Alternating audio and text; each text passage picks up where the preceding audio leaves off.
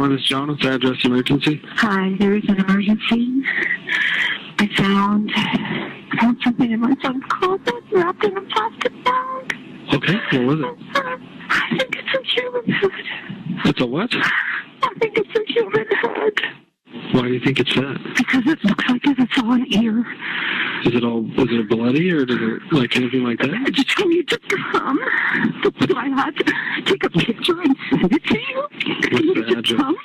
Is your son there now? He just pulled up. We wanted to make sure he was here before we called. How old is he? 19. He's had a little bit of a fascination with the morbid, but he was channeling it, I thought, into becoming a crime scene investigator, but not so much. Do you think he's going to be cooperative with us? I don't know. I don't think he'll be violent. Just came back from his friend's house. Does he have any weapons in his room, or do you guys have any in the house? I don't know. I think that he has a shotgun, but we can certainly remove it immediately before he gets in his room. He's out by the car now, so. Is the bag still in the closet? No, it's in my kitchen sink. And there's a secondary bag that I have not opened. Welcome to the Scream Files. Today, we delve into a case that shocked the community of Grand Junction, Colorado. The tragic and brutal murder of Warren Barnes by Brian Cohee Jr. This case underscores the critical importance of mental health awareness and community vigilance. Viewer discretion is advised due to the graphic nature of the content. Warren Barnes, affectionately known as the Reading Man, was a 69-year-old transient who found solace in the streets of Grand Junction. He was often seen near Monique's bridal shop, engrossed in books provided by compassionate locals. Described as gentle and quiet, Warren had become a beloved figure in the community. Despite his hardships, Warren's presence was a testament to the resilience of the human spirit and the bonds that can form within a community. Contrastingly, Brian Cohee Jr. grew up in the same city. Diagnosed with ADHD at the age of 5, Brian faced social challenges throughout his youth. His fascination with dark subjects and morbid humor often alienated him from his peers, raising concerns among those who knew him. Reports indicate that Brian's interests took a disturbing turn during his teenage years. His fascination with figures like Jeffrey Dahmer earned him unsettling nicknames among classmates. On the night of February 27, 2021, Brian's disturbing thoughts eventually led to a horrific crime. Spotting Warren Barnes sleeping under a bridge near Crosby Avenue, Brian approached and fatally stabbed him. He then proceeded to decapitate and dismember Warren's body, taking the severed head and hands back to his home. But Brian had made a mistake. As he's trying to cover up evidence of the murder, he drives his car into the Colorado River just off the Blue Heron boat launch. He calls his parents for assistance, and then they call the police for further assistance. Oh, goodness. Let me see if I can text it.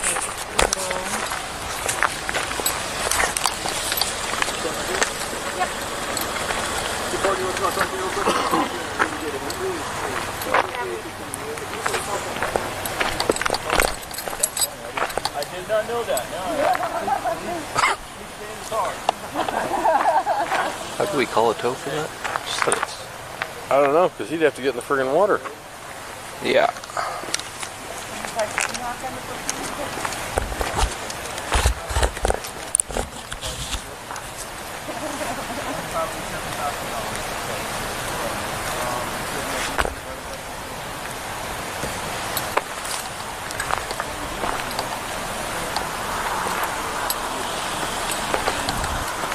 I called Black's Towing, and they want me to text them a photo of the car because they think they might be able to pull it out. Okay.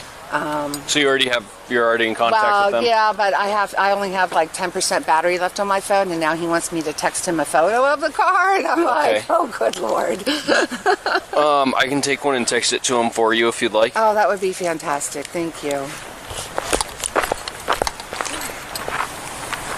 Get back in the car. It's rather cold out here. Good idea. It's rather cold.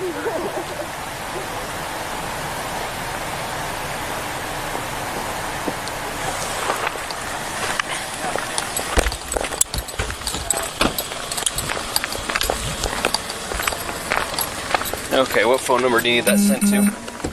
2 days after the murder of Warren, he is reported missing by locals. If you've ever been downtown, you guys would see him. He looks walks Main familiar. Street. Yeah, he's Brett always probably knows him if he's talking to him. he's always on Main Street, just with his backpack, just walking and coming down to the shop to sit in his chair, pretty much. How do you know Warren?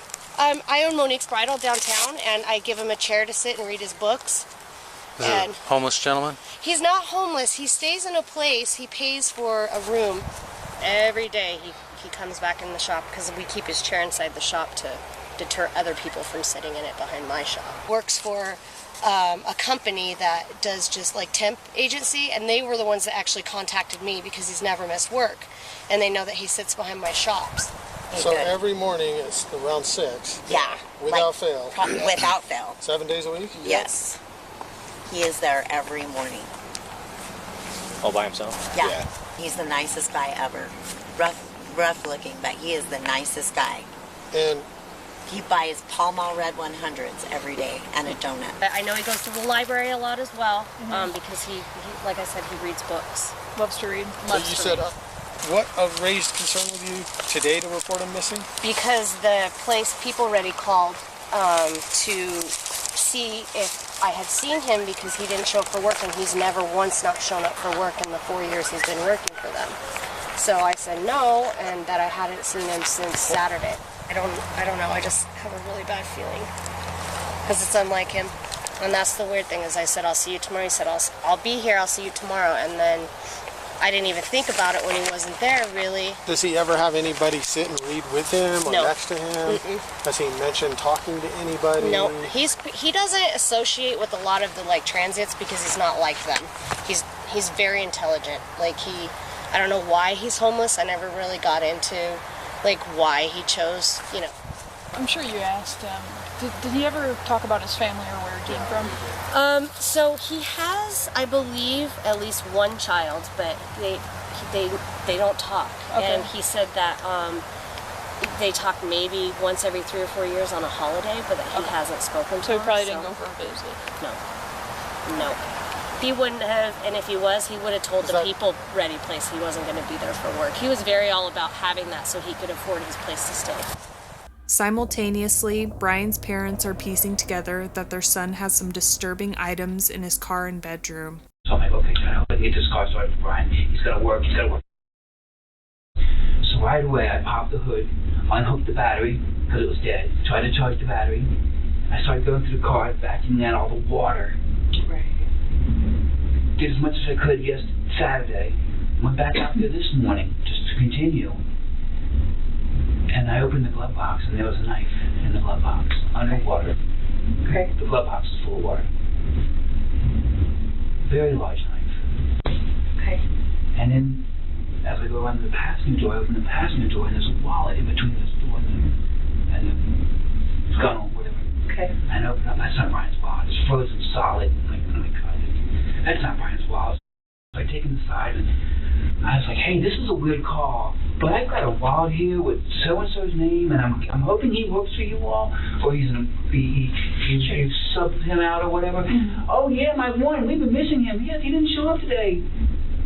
I'm like, oh my God, now we've got a missing person. Okay, well, I found his wallet at Blue Hen Program.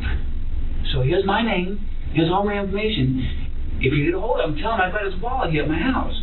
Okay, so I left that like that. Called Brian. Brian, what's going on? Why is there a wallet in the car? Oh, I found it down at the book ramp when I was down there walking around. Okay. And he was so sincere. I took it all. I want to believe him. He's my son. Sure. You found him. Well, Brian, how come, and all this going on in the last 2 days, well, how come you didn't tell us about the wallet? Dad, I was just so excited with all the going on. My car getting towed because it's wet now. It won't start. I just didn't think about it. I didn't think it was important, Dad. I'm like, Brian, who is this Warren, whatever guy? Dad, I swear to you, from the bottom, I only know one Warren. He's my school friend. It's not him. I believe him. And then I started working on my house, doing some drywall repairs, just doing other things. Left the car alone, didn't let it dry out. And my wife called, get over here right now. Drop everything, leave right now. When Brian's parents make the horrifying discovery of human remains in their son's closet, they immediately contact authorities. The body cam footage captures the tense moments when officers arrived at the Cohee household, met by Brian's visibly distressed father, who directed them inside. So, parents have some concerns of some stuff they may have found in your room? Yeah, I believe so. And what would it be? A human head and hands. Like, for real human head and hands? Yes. From? That fellow who went missing recently. Which fellow was that? Warren Brown. Warren Brown? When did he go missing? The night of the 27th. The night of the 27th? Okay, and how did you end up with him? I murdered him. With what? A knife. Why would you have done that? I've always wondered what murder felt like. Okay, where did you do that at? Underneath the bridge. Which bridge? The one past... Okay. Near the weird intersection. Okay. Do you have anything on you that's going to cut, poke, hurt, stick me anything without reaching for nothing? Don't reach for nothing. My phone and my wallet, that's okay. it. Well, I'm going to have you face that way. Put your hands on top of your head for me real quick. I just want to make sure you interlace your fingers for me real quick, all right? Go ahead. Phone? Okay. How do you know this guy? They told me that was what was in the wallet. What do you mean that was? No, Brian, how did you come across this How'd guy? you come across the gentleman? I was driving, Uh-huh. and I saw a strange shape near the railway. Uh-huh. So I parked my car and investigated it, Okay. and I found it to be a man sleeping. Okay. Where's the knife at? It is in my sunken car. Well, it's in my car. I had that Previously sunk. sunk. This is going to be an investigation, and I'll take it from there. Okay. So, did that happen when you crashed your car? Or is that totally different? That's related, but a different event. Okay. How's it related? Well, when I killed him, I tried disposing of his body by putting it in the river, but Okay, I parked too low in the river. And Where's the rest of his body at? Huh? Where's the rest of the body at? What parts? The body, Brian. Where's his body? Down the river. Okay. I'm gonna have you walk over here. You're gonna sit in the back of my partner's patrol car for a minute, okay? Not yet. Okay. Just sit back there and hang out for me, okay? How are you? I'm good, sir. How are you? You said your name's Brian? Yeah. I'm not feeling too well. You're not feeling too well? All right. No, these past few days I've been very, very anxious. That's understandable. So what we're going to have you do here is I'm just going to have you sit in the back here, okay? I'm going to turn on the air for you in a second. That way you're not too hot. Are you a hot-blooded or cold-blooded kind of guy? I am very cold-blooded. I prefer cold. Well, no, actually, sorry, hot-blooded. Hot-blooded. So you prefer the cold. Okay, fantastic. Thank you. All right. So hop in here. I know you're tall, so it's a little bit of a tight squeeze, but like I said, I'll get that air on for you. Sorry about that. All right. Can you walk me inside, Let's please? just walk you all through this, what happened at the very beginning. Okay. Let me do it. You go inside. Well, let's stay out here with me for a minute. Sit down. Come on, sit down, baby. Can I go in there and verify here Oh, first? yeah, please. Let me We go haven't through seen that. it. Yeah, we Okay. haven't looked at it. It's under the towel in the sink. Okay. Yeah, and yeah,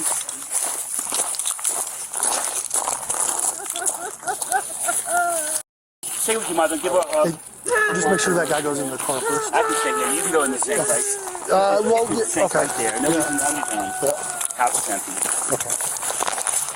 We just had a bad feeling about what happened this weekend. Okay. And she said there's a bag in this closet, and she opened it up, and she called me and said, get over here right now. I covered it with a towel. Okay. I didn't want him to see it because we didn't want him to run. I don't want to look at it.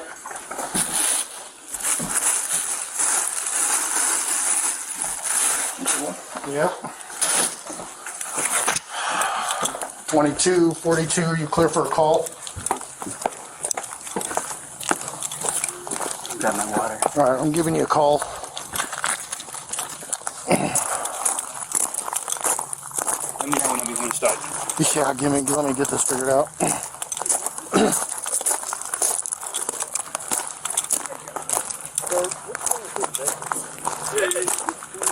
Oh, yeah, you might want to call investigations. So, oh yeah, he already, I asked him what was going on, he said I killed a guy. I stabbed him, that's his head. I dumped his body in the river. So I guess this guy's name is like Warren Brown or something. So, alright, I'm gonna secure the house, and he said there should be hands and the head's in the sink. The body is in the river. So, what's that? Yeah. What's that? Oh, does it sound by my voice that it looks real? It is. So, okay. He left Friday night, late in the morning. Our phone rings at my house. Dad, this is Brian. My son Brian. Same name, same birthday, January 10th. My firstborn. My car's stuck in the river. Wait, what? So we go there and he gives us a song and dance how it was a full moon, he wanted to pull down to the water. And next thing you know, since it's a one-wheel drive, we tried to put it in reverse and the car started sliding and next thing you know, he ended up in the river. So we get there to pick him up, we call the police at 2 o'clock in the morning. My son put his car in the river. So they called a tow truck company. We called 4 tow truck companies. Couldn't get the car out of the river. Where's the car? Blood all over the bumper. Where is the car? So we towed it to Scotty's to have it, see if they could fix it. So I called Scotty's and said, "Don't touch it." Okay. I already called him and said, "Don't touch it." Nothing was taken out of the vehicle. Yes, I did. Yes. What did you take out of the vehicle? I cleaned it up. Bottles, everything, incriminating Do you know stuff. where that stuff is? Yes, it's all at the house. It's all at the house. Yes. Okay, yes. in a bag. No, I didn't know this had happened first. So I'm thinking I'm going to get Brian's car cleaned out. We're going to get it all fixed up. Right. Call Scotty's. They're going to start it up. Right. But then things started unfolding. Okay. We saw blood on the bumper. We asked Brian, Brian, what's this from? Oh, I think I cut my finger. Okay. What else has got on? I found a wallet. So I'm going through the car this morning. Okay. And there's a wallet in the car. And I'm like, Brian, whose wallet? Oh, I found it at the boat ramp. And where were you going through the car this morning? Because it was at my house. Okay. We towed it to my house. Oh, so now it's at your house. It's at my house. It's not at Scotty's anymore. No. When I found out I couldn't start it, I called the tow truck company, and they towed it to Scotty's this morning. Oh, so they just got it. Okay. Car was towed there, and I'm like, well, I started pulling out bottles, this, and I'm like, Brian, why is there a knife in your glove box? Dad, I don't feel safe. Okay. So you touched the knife? Oh, absolutely. Okay. But the knife was underwater. Okay. The car was underwater. Right, okay. So I pulled everything out of the car. Okay. And all of that stuff is in your garage? All the stuff's at my house. Okay. Yeah, so I just, as I was pulling it out, I'm like, what? So he had the car at his house this morning. He took out a knife, a bunch of stuff. Who's? Brian Sr. His house, I have the address. Hold on 1 second. Go ahead.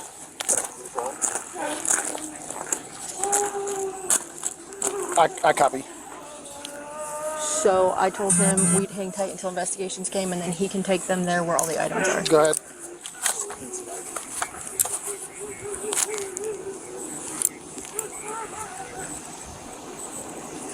No, we're fine. We've got him sitting in a patrol car right now, and it's just the family here, so we're good. I appreciate it.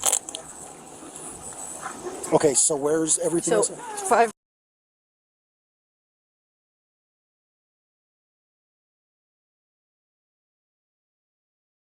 He had the car at the house this morning. He pulled the knife, all sorts of stuff. He said there was blood all over. Okay. Hold on. You're good. Car to car or stuck. We'll also have a second address that'll have to either go through on consent or through a search warrant. It's going to be by Dad's house. He had the car over there and cleaned it out, unbeknownst to knowing what was going on. Dad's super cooperative about taking us there and letting us look at. So I just told him we'd wait till investigations got here and just keep him here. They have another location. I don't believe this is their house, or maybe this is their second house. Yeah, I copied. They're cooperative out here, and our suspect is sitting in a patrol car. I know you guys have a lot going on right now. It's a lot to process, so we'll work with you every step of the way as much as we can. Yeah. How long till the news company shows up?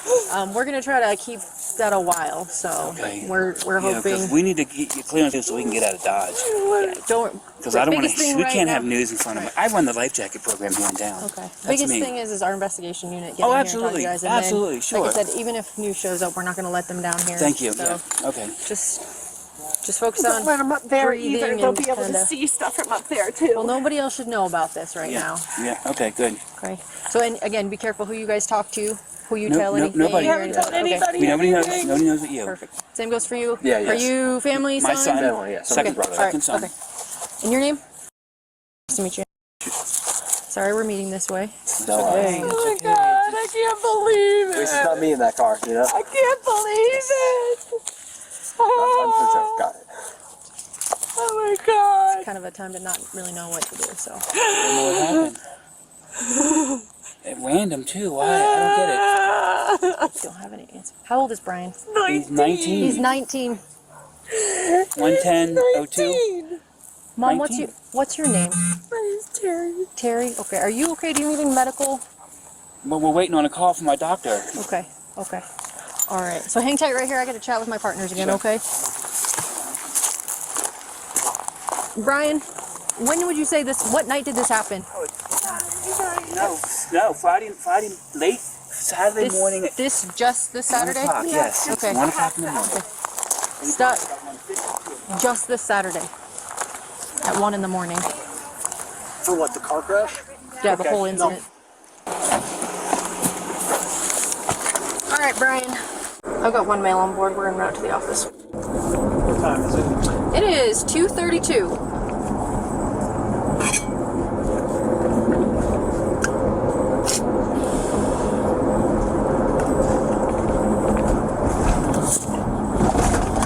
It was under this bridge. It was under this bridge? Yeah. Okay.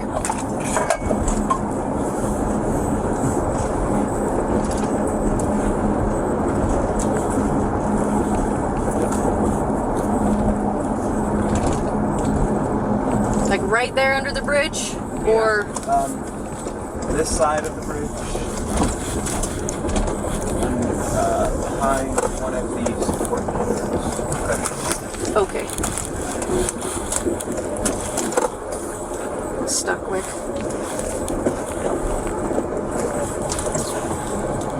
He said it was the bridge here right by the jail.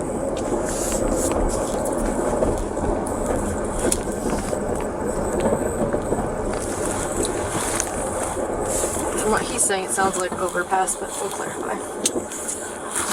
A patrol car is then sent to the bridge where Brian says the murder occurred. There's an arm, there's another arm. Okay, hold on. Do some pictures. Start right now. There's another one. I don't have a clue. Okay. This is like something out of TV. Yeah. Just having a discussion with the deputy chief about how these kids don't have any remorse.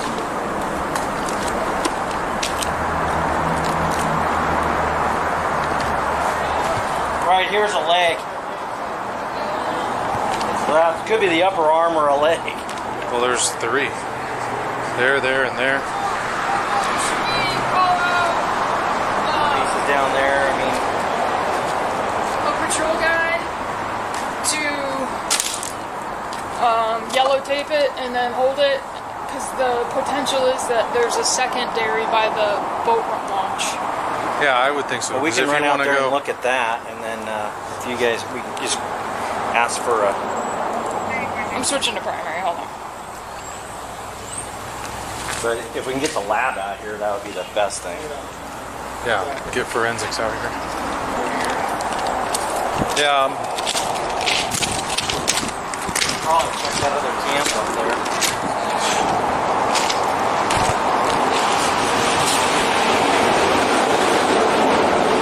Holy hell.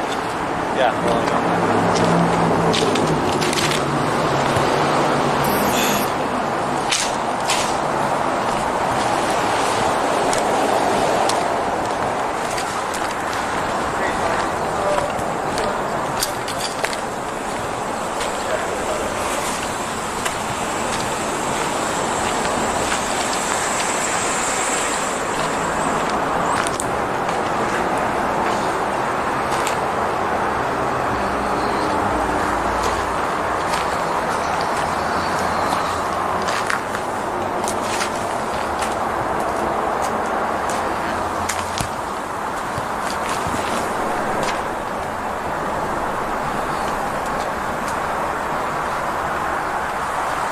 We're good.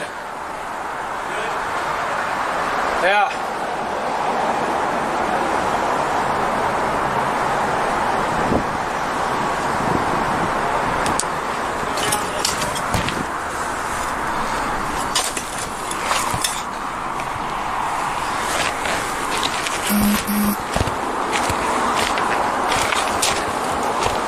Brian, eerily calm during his arrest, complied without resistance. He later admitted to the crime almost immediately upon questioning, showing no signs of remorse. Get here. I murdered someone. Okay. But how did you get to my office? Well, the police drove me here from my mom's house. Okay. You said you murdered someone. I did. Did you know the person? No. No? No. I was driving one night. I was in a, shall we say, bad state of mind.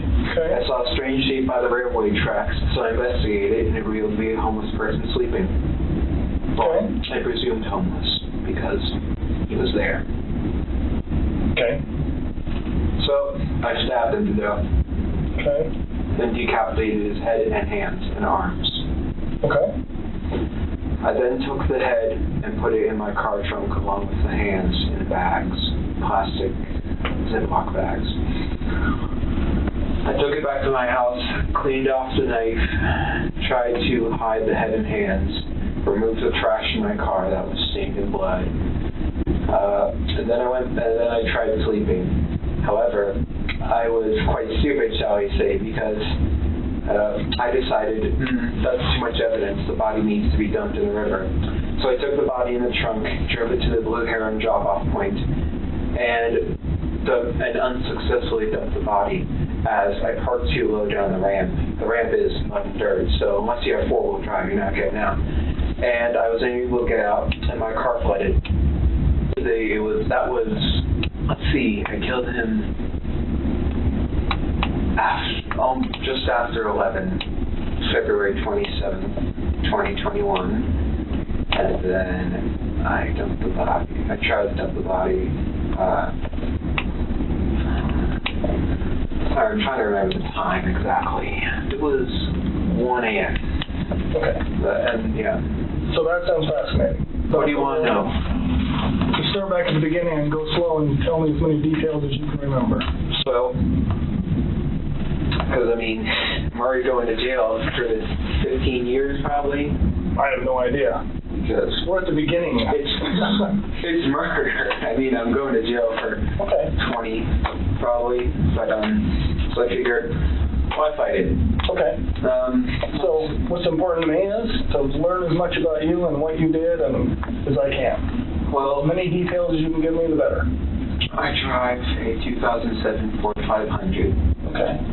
And I keep a small 18-inch bat in there for self-defense. Okay.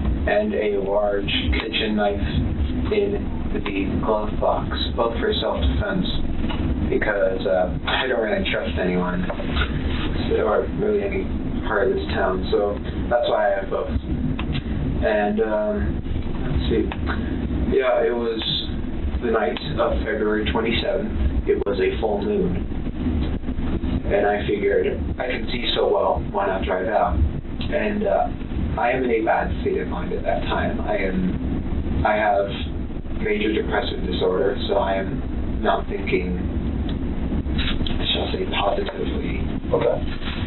And I'm cruising around for an hour and a half. So I fill up on gas halfway through, and I'm eventually driving underneath the bridge near the sheriff's office. You know, like how... Oh yeah, go ahead. There's a road underneath, right? Down under the overpass. And I was driving along, and I see a shape here on the railway track. So I'm like, oh, interesting.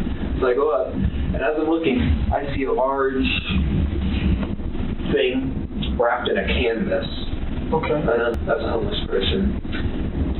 So I grab my knife, I put on 3 layers of gloves, because plastic gloves can betray their users because they're so thin, those vinyl gloves, by imprinting your fingerprints through.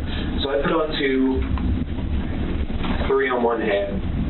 I took the knife, I pulled back the canvas, and I stabbed his neck. Okay.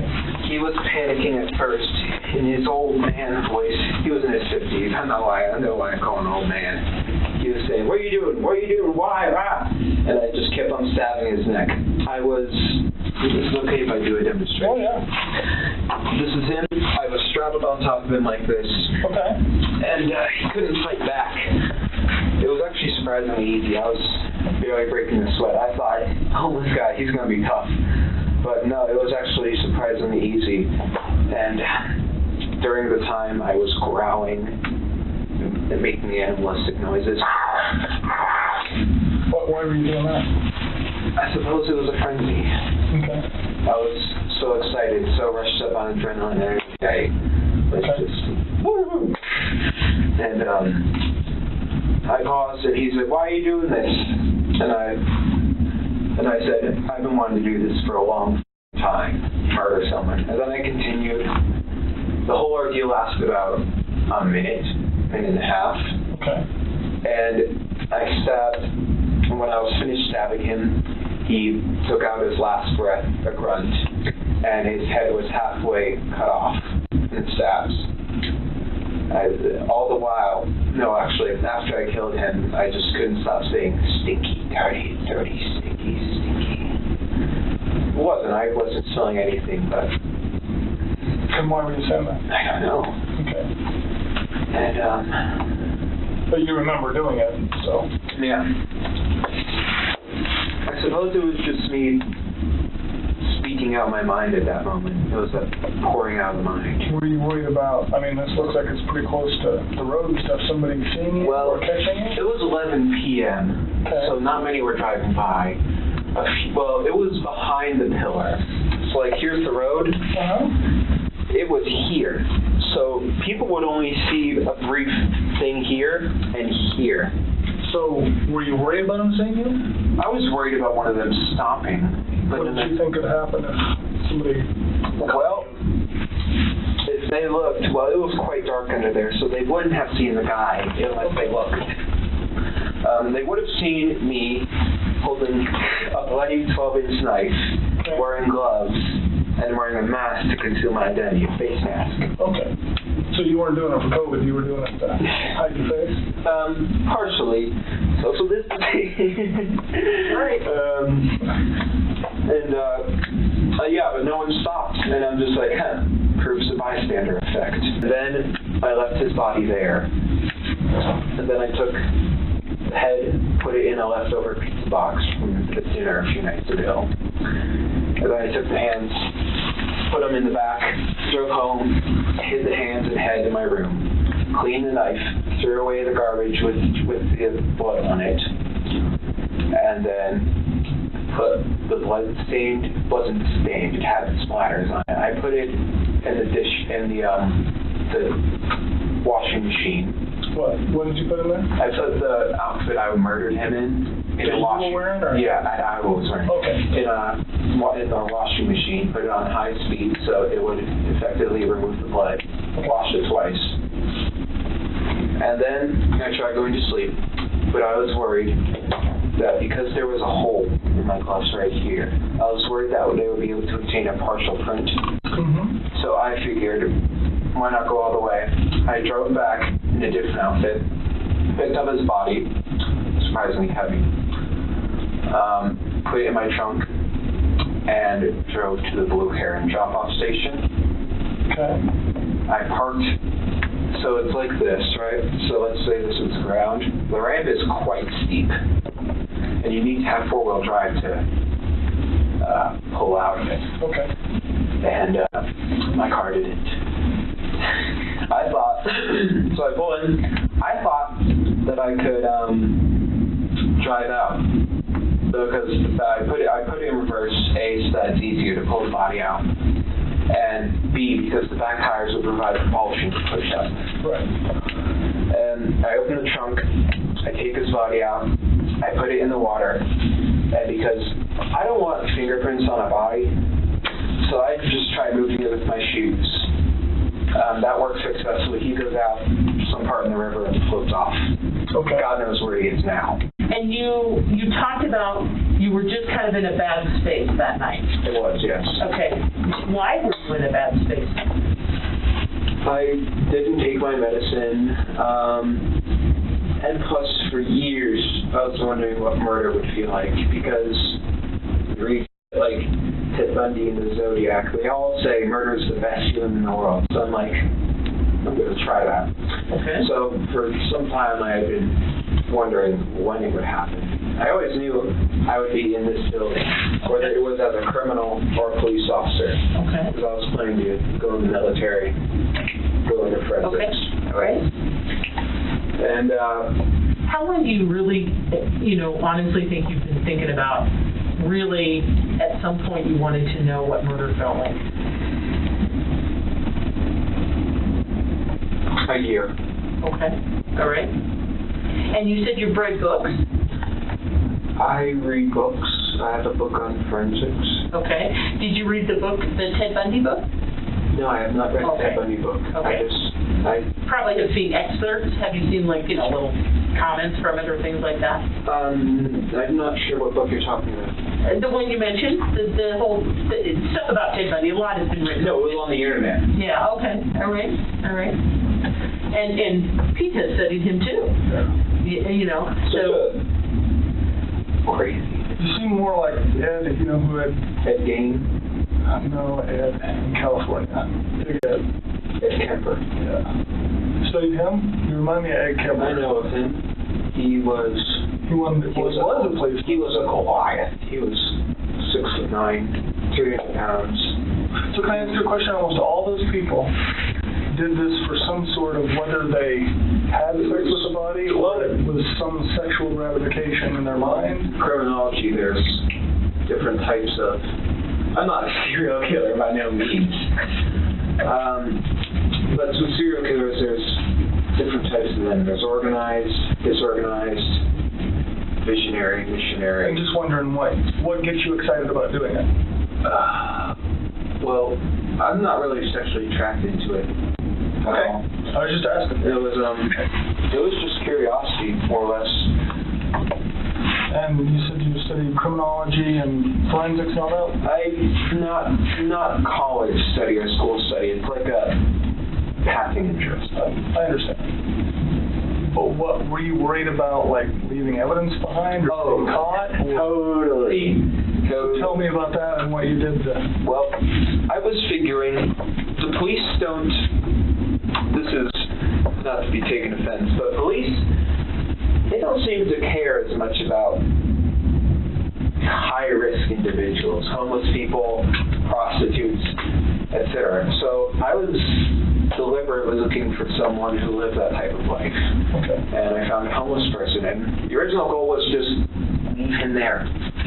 But I was worried about the fibers on the outfit I was wearing that would be on his clothes and stuff. So I deliberately messed up the clothes. Okay. Not cutting them up, just throwing them around. And I was worried about just how long it would take to find him, because it's a somewhat traveled road. Eventually someone with the windows down is going to smell something off. But police have a nose for that type of thing. They're trained to be able to identify the smell of a corpse. So that's where the river idea came from, because a river will wash away a lot of evidence. Rivers are quite tricky. And obviously that was botched. So how long have you been planning or looking for someone to do this with before you found this guy? About a year. About a year? No, 6 months. So have you come close or seen somebody or chickened out or anything in the past? No. I mean, I was looking for a deliberately secluded place like that one. I wouldn't just go up in Clifton and find someone walking down the street and stab them. No, that's too public. Everyone sees that. Well, have you looked like at the homeless places or anything in the past? I have, yes. I would go on night drives often, maybe once every 2 weeks. And I would just peruse the streets. Okay. So before this guy, how close had you come in the past? Not at all. Not at all? You just drive around? Yeah, look, just try and find someone. Anybody interesting in your mind thought of a plan? Well, occasionally when you see girls walking down the street, I take a glance at them, because It really is like Ed Kemper, where half of me says, well, I'm quite inept with women. I'm being honest, I'm no Casanova. But half of me says, I want to take that girl home and make her feel nice.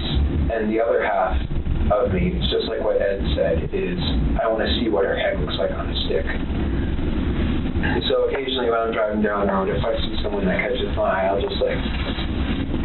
Were you worried about getting caught while you were doing it, or before you did it? I was worried about afterwards. For this past day and a half, including this day, I felt so anxious. Because not only is my car in the river, there's blood on it, there's body parts in my house, my parents like to look through my things occasionally, and when they see blood, and eventually when they're going to get the news that a body was found in the river, that's very much circumstantial evidence that's pointing to me.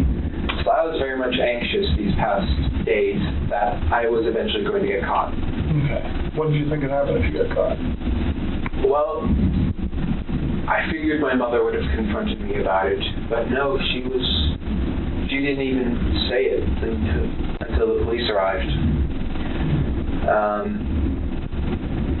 I thought the police would handcuff me, but apparently I've been cooperational, so. So what in your life has changed, or what in your mind has changed to make you... I don't know. Was it like something all of a sudden one day you woke up and thought I'll kill someone, or was it a gradual? It was gradual, I think. Call me weird, but I think everyone has had thoughts of shooting up their school. I didn't, though. And then because of that, I suppose I just don't really like people at all. I don't know.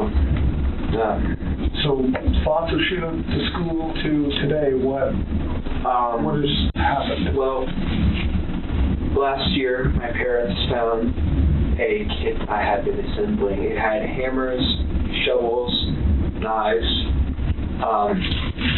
large zip ties, duct tape, saw.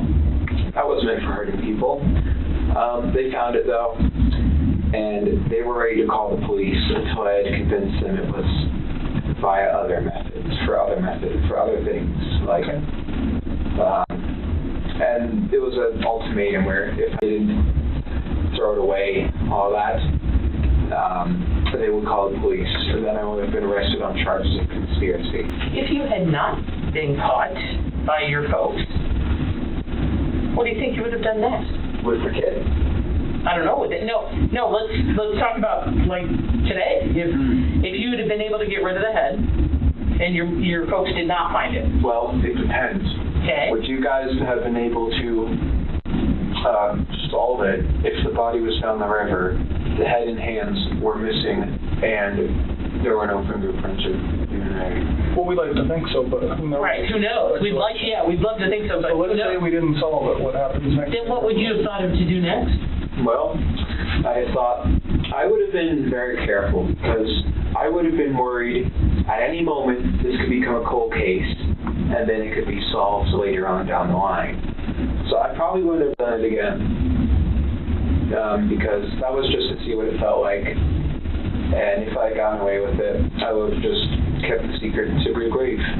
During the trial, Brian pleaded not guilty by reason of insanity. His defense highlighted his mental health diagnoses, including major depressive disorder, ADHD, and autism. However, the prosecution presented evidence of premeditation, including Brian's prior statements about targeting vulnerable individuals.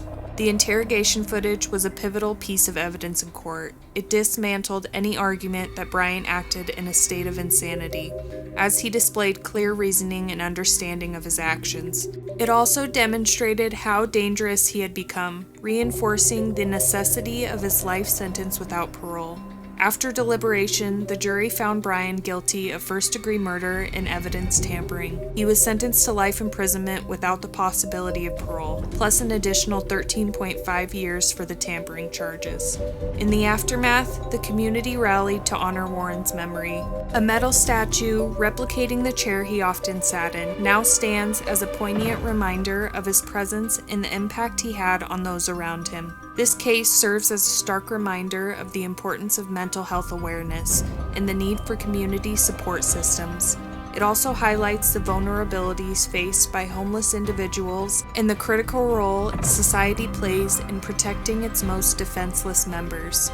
If you or someone you know is struggling with mental health issues, please reach out to the resources provided. Together, we can work towards a safer and more compassionate society. Don't forget to like, subscribe, and hit the bell to receive the latest video when it comes out. Until next time.